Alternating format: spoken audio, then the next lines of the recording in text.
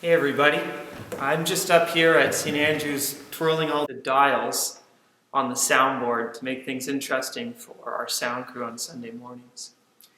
You know, as I was holding this microphone, I was thinking of a call-in show that I was listening to on Sunday afternoon this past week. And the folks calling in had a lot of worries and maybe even anxieties on their mind. There was folks calling in, they were worried about their health. They were worried about the health of their aging parents. They were worried about their jobs. They were worried about the economy. There was even one young fellow who was worried about when school would resume. And I confess I'm not totally on his team, but I can appreciate his point. We live at a time when there are a few worries facing us, and I thought we'd take a second to think about what do Christians do when we worry, and where is God in this process?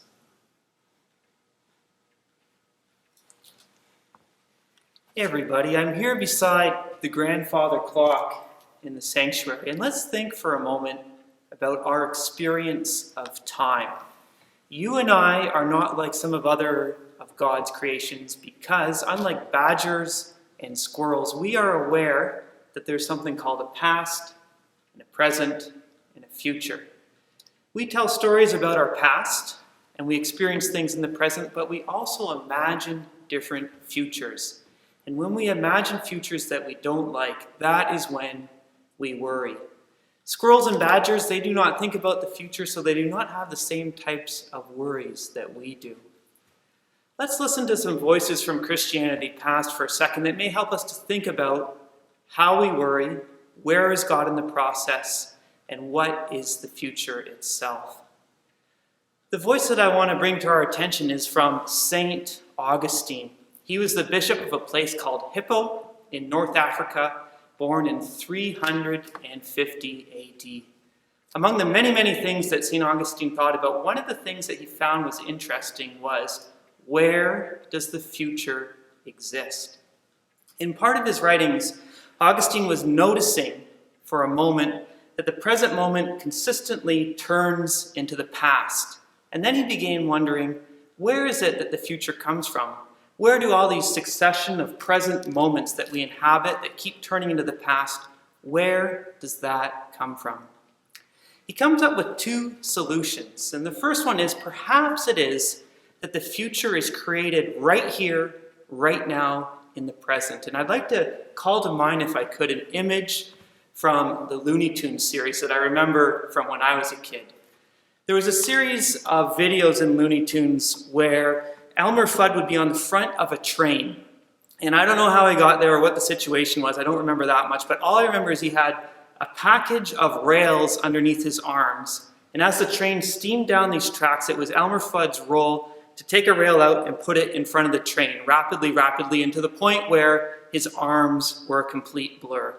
So this is one of the ideas that Augustine has. Perhaps the future is created just in the very moment. We are on this train, and we're putting down the rails, and we got no idea where things are going, and it's crazy, and it's chaotic. There is, however, a second solution that Augustine gives to us, and I do want to suggest this to you as something that may help us to think about what it means to be Christians when we worry. Augustine, in his mind, he says, perhaps actually we are not like this Elmer Fudd on the front of the train throwing down the rails. Perhaps instead we would be like Elmer Fudd in the not the caboose, the engineer's cabin. I don't know what to call it. The engineer's cabin. If Elmer Fudd is in the engineer's cabin and this train is steaming down the rails, in this case, no one has to put the rails in front of the train because the rails are already there. At some point in history, someone has laid these rails with an idea of where the train is going, and Elmer Fudd can control the train, trusting in previous engineers' work that the rails are sturdy, that the rails are sure, and the rails will take the train where he wants to go. Augustine's idea is this, that the future isn't created just in the present moment, but in fact the future belongs to God.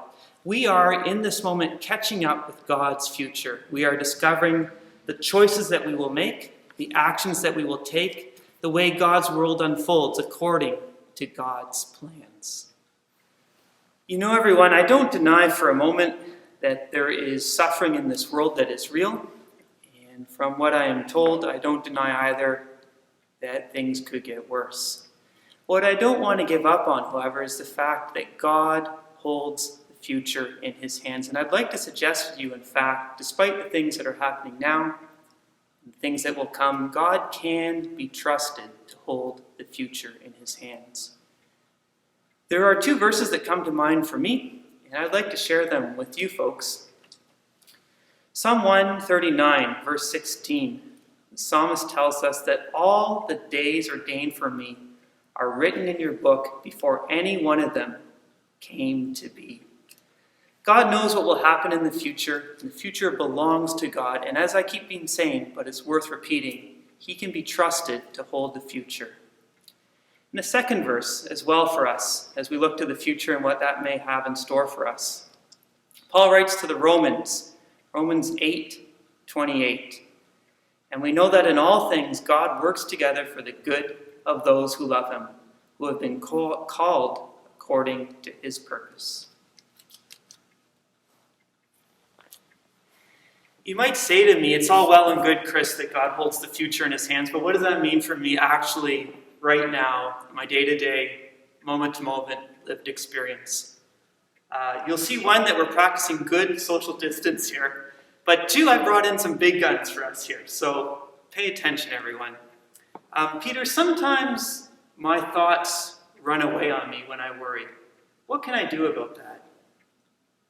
I think there are two things, at least, that we can do. One is that we need to reach a point where we can give that up to God. There's a verse in 1 Peter chapter 5 where it says, cast all your concerns on me because he cares for us. Cast all your concerns, cares on God because he cares for us. So that we can practice giving them to God. Now, I realize that that's a little hard to do, and a little hard to imagine how we do that, but that's a piece. I also think we need to take our minds off of the things that's stressing us.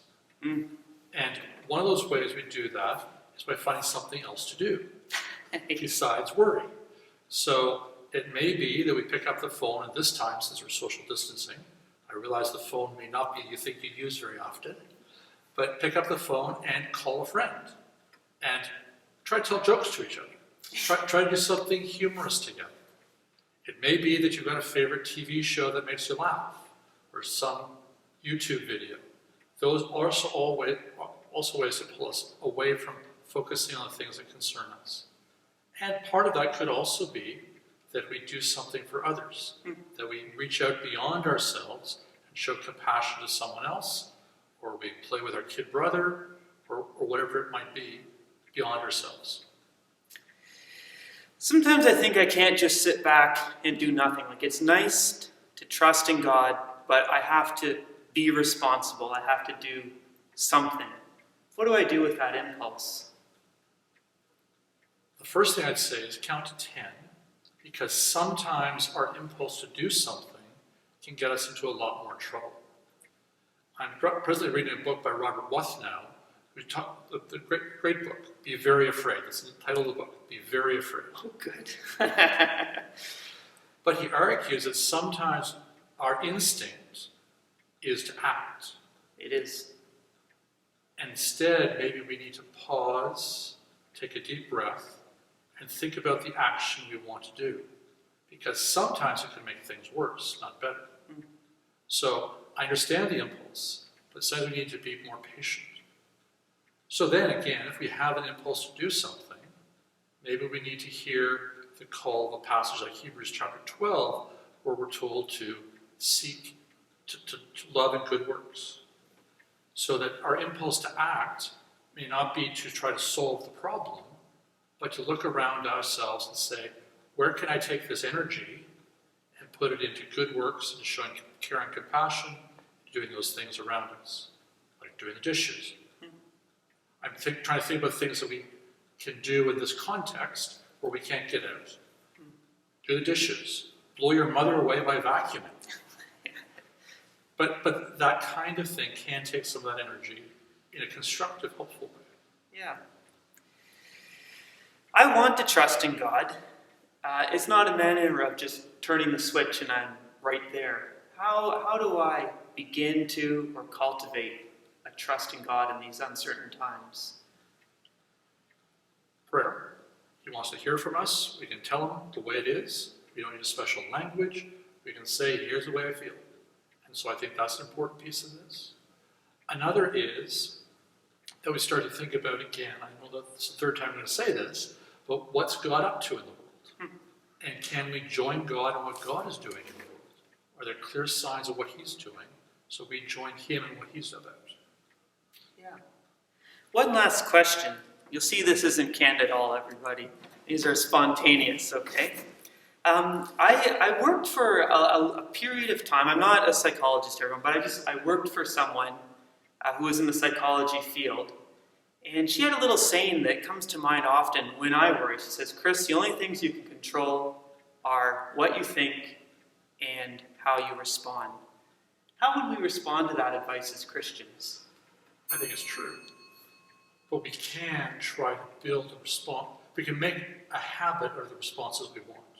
So your first question was, we can make a habit out of worry, right? Yes. Just spin our wheels. Yeah, I'm good at that. We can make that a habit. Or we can make it a habit to ask ourselves, what's God doing in the world? What can I do with his energy? Build practices that take that energy and give it somewhere. That we can build habits that become our response to those moments of stress in our lives. And so when we feel ourselves becoming stressed, we start to focus on those things. What are the habits that we've learned to respond to those? And they take time to build. And at first, they're going to be hard to work with. But overall, in the long term, they'll be very helpful. Yeah, that's good. You know, everybody, I recognize this is on film, probably on YouTube. It feels canned to pray, but let me pray just quickly. And you can join in with us from wherever it is you're watching. Let's pray. God, a brief prayer, but a sincere prayer. We are in uncertain times, and our hearts and our minds run away on us. Give us your peace. Help us to trust you. In Jesus' name, amen.